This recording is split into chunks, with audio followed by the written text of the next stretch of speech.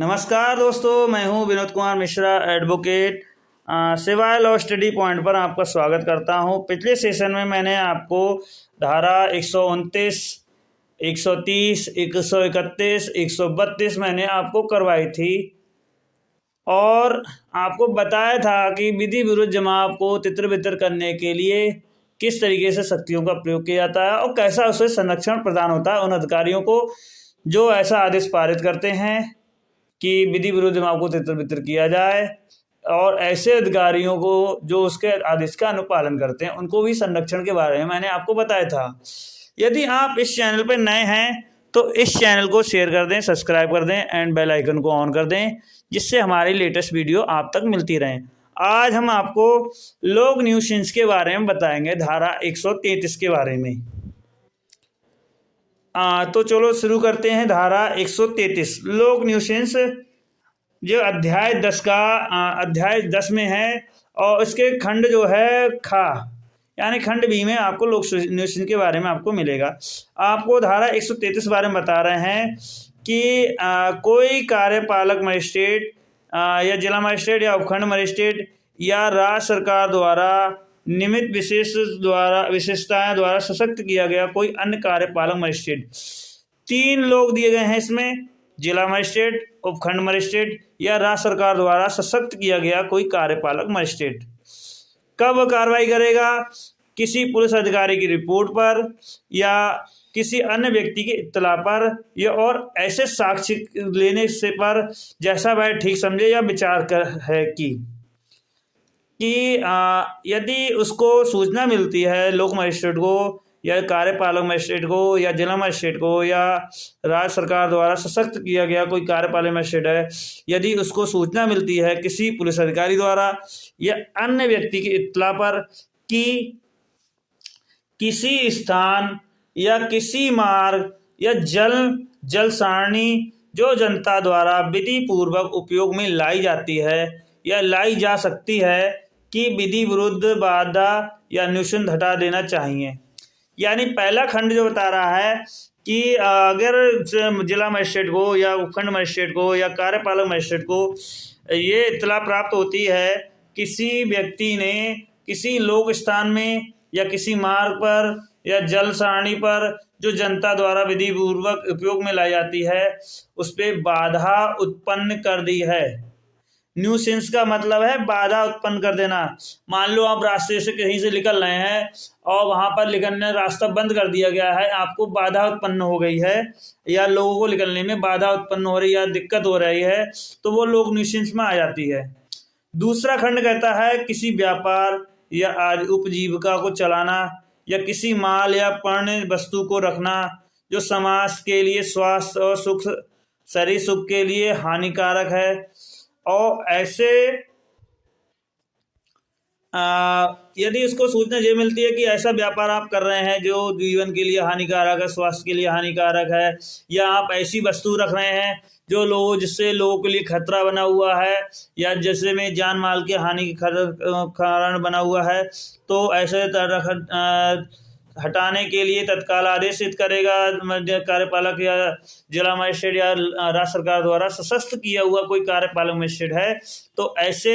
Nuisance को हटाने के लिए आदेशित करेगा। तीसरा खंड की बताया गया किसी भवन का निर्माण या किसी पदार्थ का बयान जिससे अग्निकांड विस्फोट हो जाए या जो लोगों के लिए जान माल का खतरा बनने के लिए कारण बन गया है, और तो ऐसा हटाने के लिए आदेश कर सकता है। या कोई भवन, तंबू, संरचना, कोई वृक्ष ऐसी दशा में है या गिर जाए या पड़ोस में रहने वाले कारोबार करने वाले निकलने वाले व्यक्तियों को उससे हानि हो सकती है, तो ऐसे हटाने के लिए या मरम्मत करने के लिए तत्काल आदेशित कर सकता है। अगला दिया गया है लोक मार्ग या लोक स्थान पर किसी तालाब कुआं को बाढ़ से लगा दी जानी चाहिए, जनता से होने वाले खतरे का निवारण हो सके। मान ली कोई रास्ते में गड्ढा खोद गया, उसमें तालाब बन गया है और लोगों के लिए उसमें खतरा है कि लोग गिरकर उसमें मर सकते हैं, चोट खा सकते हैं, तो ऐसे अपकर को निवारण के लिए आदेशित कर सकता है। यह भयजनक जीव जंतु है को नष्ट करने या फिर अन्यथा बयान करने से रोकने के लिए आदेश कर सकता है। तब ऐसे मजिस्ट्रेट ऐसी बाधा और न्यूसेंस को पैदा करने वाले या ऐसा व्यापार जीविका चलाने वाले किसी व्यक्ति को आदेशित करेगा कि तत्काल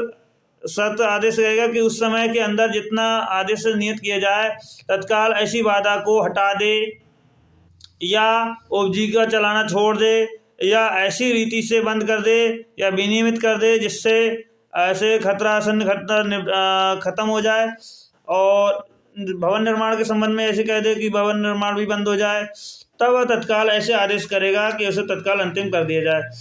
मजिस्ट्रेट इस धारा के अधीन दिए गए आदेश को जो है वो सिविल न्यायालय के प्रसंगत नहीं किया जाएगा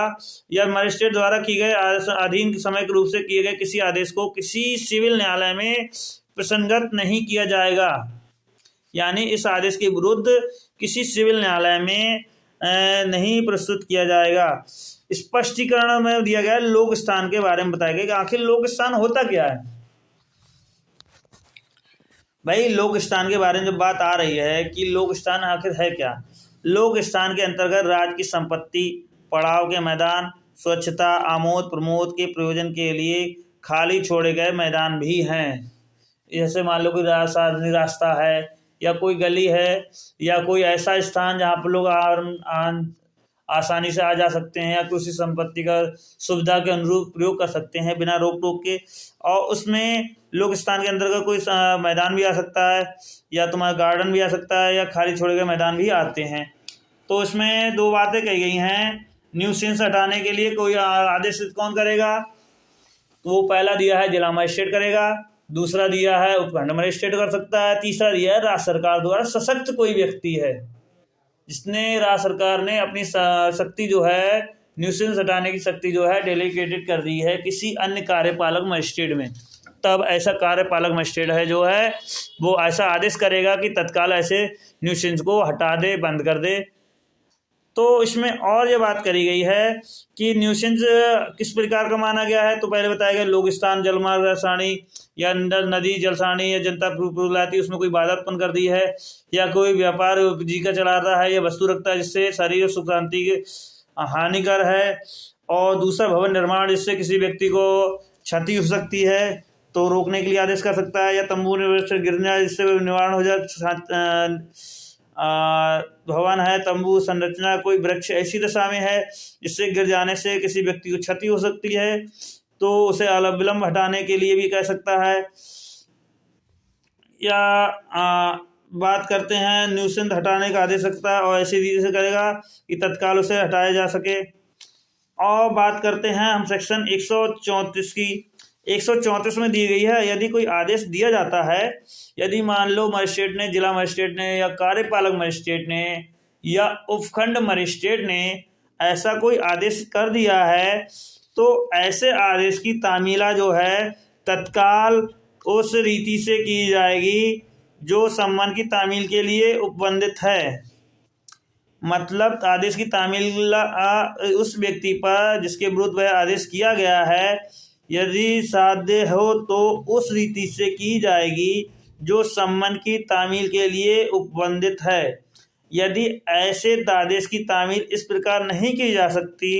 तो इसकी अधिसूचना ऐसी रीति से प्रकाशित या घोषित न द्वारा की जाएगी जैसी राज्य सरकार द्वारा निर्दिष्ट करे या प्रत्येक ऐसे स्थान पर चिपका कर की जाएगी कि उस व्यक्ति को इत्तला पहुँचने के लिए अत्यधिक उपयुक्त है, तो ऐसे की जाएगी। मान लो जो आदेश दिया जा रहा है उसकी तामीला अधिसूचना तत्काल उस व्यक्ति के विरुद्ध जिसके व्यक्ति विरुद्ध जारी की गई है उसे तत्काल की जाएगी। और पहली रीति दी गई सम्मान मामले की तरीके से की जाएगी, दूसरी अगर नहीं की पा रही है तो प्रकाशित घोषणा द्वारा की जाएगी और ऐसे स्थान पर एक प्रति चिपका कर की जाएगी जिससे उस पर आसानी से उसे सूचना मिल सके। तो धारा हम 135 की बात करते हैं। जिस व्यक्ति को आदेश संबोधित है यानी न्यूसेंस हटाने का जो आदेश है उसका वह पालन करेगा या कारण दर्शित करेगा। मान लो किसी व्यक्ति को न्यूसेंस हटाने के लिए आदेश दिया गया है तो वह या तो उसका पालन करेगा या तो मानेगा आदेश को या अपनी आपत्ति या कारण को प्रस्तुत करेगा उसी न्यायालय में जिस न्यायालय ने उस आदेश को पारित किया है। पहला दिया, उस आदेश को निर्दिष्ट कार्य समय के अंदर उस रीति से करेगा जो आदेश में विनिष्ट है, यानी जो आदेश दिया गया है, निःसंदेह हटाने का आदेश दिया गया तो निःसंदेह हटाएगा और उस आदेश के अनुसार हाजिर होगा और उसके विरुद्ध कारण प्रदर्शित करेगा कि जो ऐसा कारण किया गया है, क्यों करा गया है, क्या उसके विधिक राइट हैं, उसके बारे में उसे बताया गया है।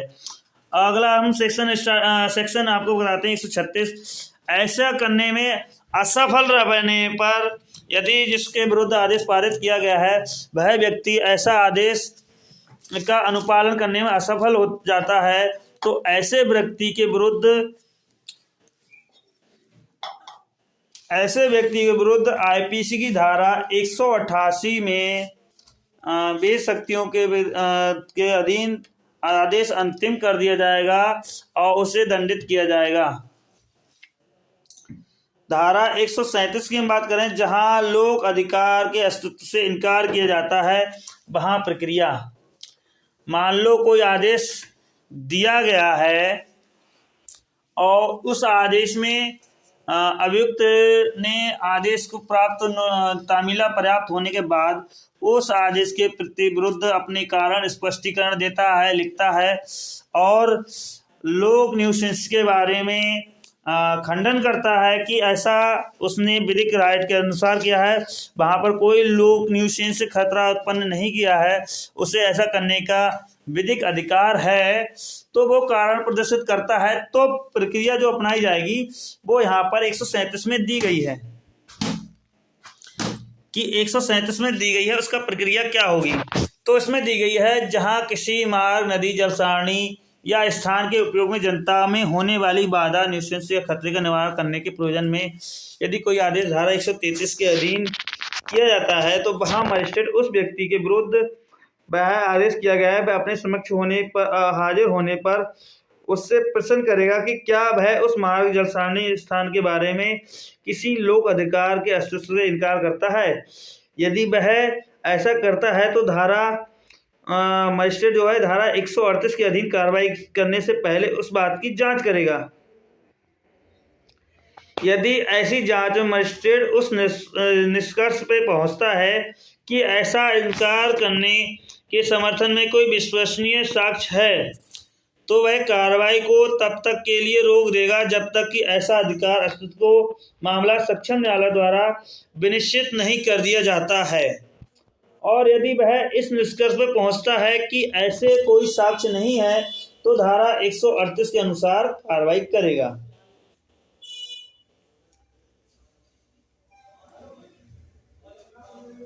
यहाँ पहले स्पष्ट है, पहले सारणी में बताया गया है कि धारा 33 में अगर कोई आदेश दिया गया है तो धारा 137 में सब क्लॉज 1 जो कह रहा है, सब सेक्शन 1 कह रहा है, तो वो कारण के बारे में पूछेगा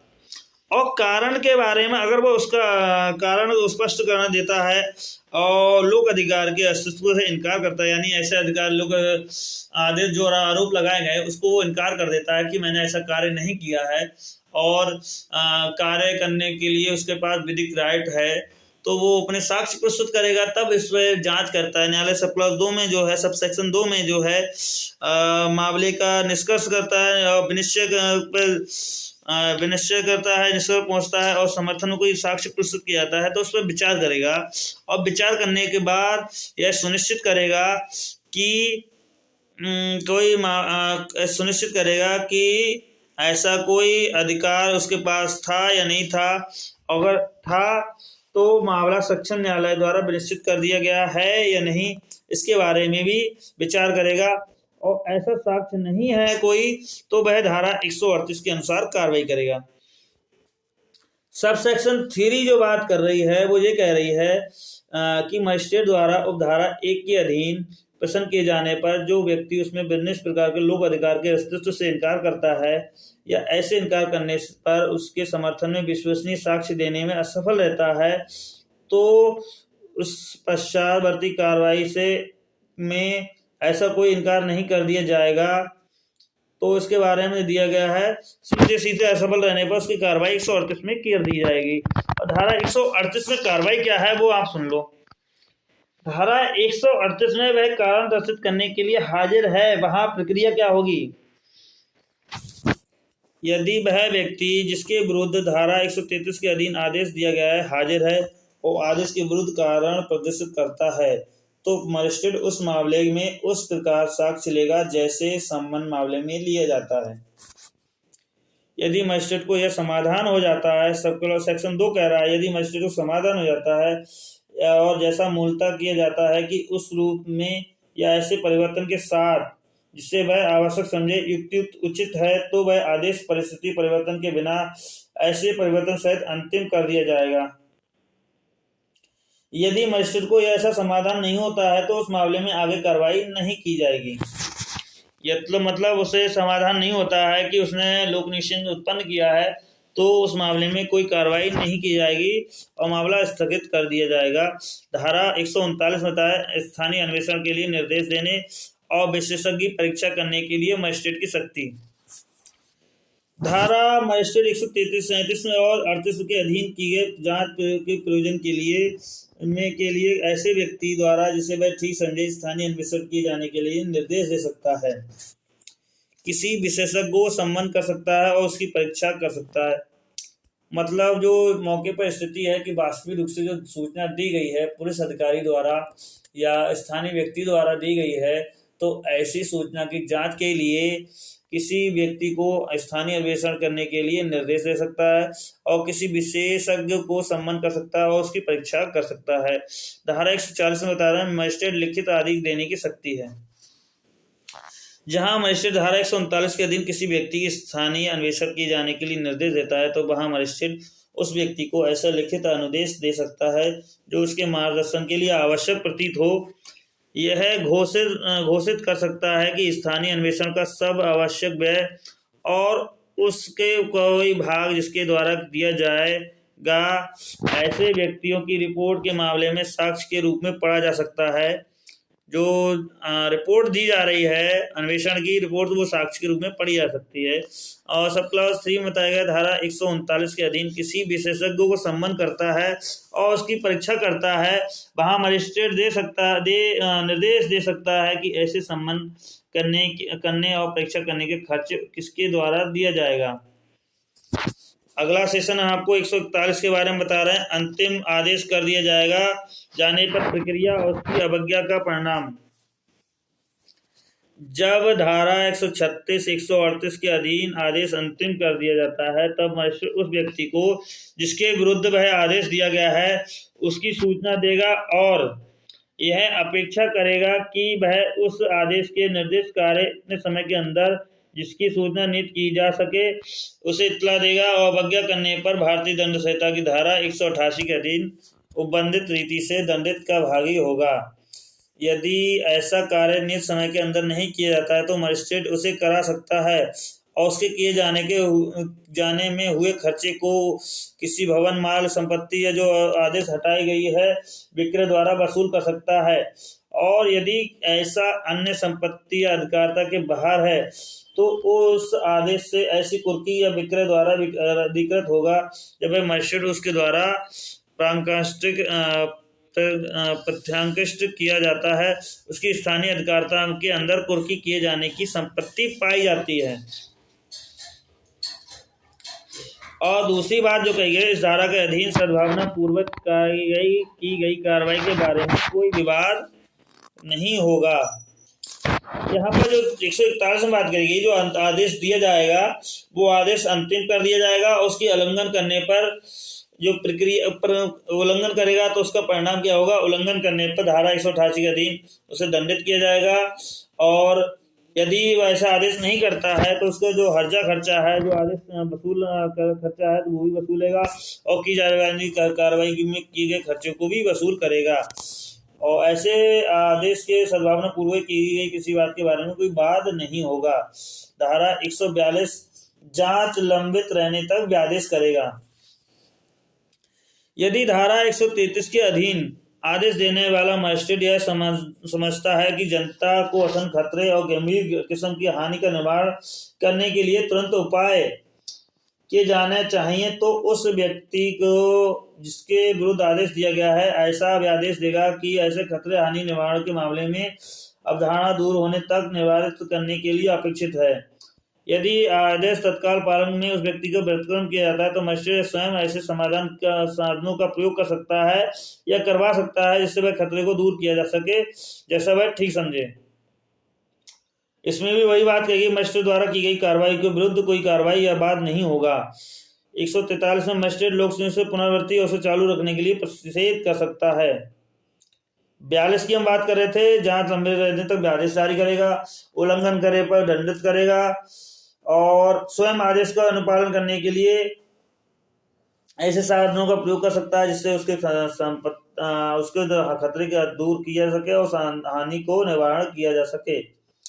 सीधी सीधी बात करी 43 में बात करिए, उसे प्रतिषेध कर सकता है जिला कोई मजिस्ट्रेट है या उपखंड मजिस्ट्रेट, प्राधिकृत कोई जिला मजिस्ट्रेट है या अन्य कोई कार्यपालक मजिस्ट्रेट है। व्यक्ति को आदेश दे सकता है कि भारतीय दंड संहिता की धारा किसी अन्य द्वारा स्थानीय विधि द्वारा परिभाषित लोक न्यूसेंस में को पुनरावृत्ति ना करे और ना ही चालू रखे। आज के लिए बस इतना ही। अगले सेशन में हम आपको अध्याय 10 को न्यूसेंस या असंगत खतरे को अर्जेंट मामलों में आदेशिका के बारे में हम आपको पढ़ाएंगे। तब तक के लिए इतना ही, आज के लिए बस इतना ही। तब तक के लिए धन्यवाद। इस चैनल पर यदि नए हैं तो बेल आइकन को ऑन कर दें जिससे हमारी लेटेस्ट वीडियो आप तक मिलती रहें। इस चैनल को देखने के लिए धन्यवाद। टाटा, बाय बाय, राम राम, खुदा हाफिज़।